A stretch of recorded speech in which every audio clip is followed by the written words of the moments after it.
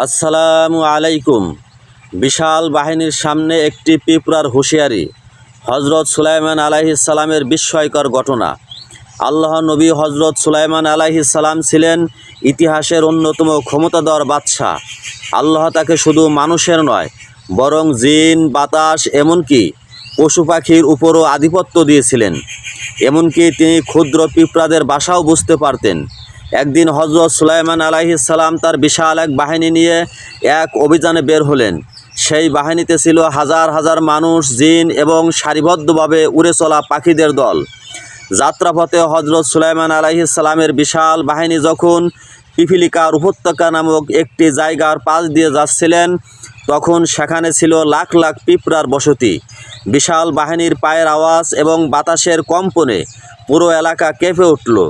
তখন পিঁপড়াদের সর্দার তার দলবলকে বিপদ আসন্ন দেখে চিৎকার করে বলে উঠল, হে পিঁপড়ারা, তোমরা দ্রুত তোমাদের গর্তে ঢুকে পড়ো, অন্যথায় সুলাইমান আলাইহিস সালাম এবং তার বাহিনী তোমাদের পিষ্ট করে ফেলবে, অথচ তারা টেরও পাবে না।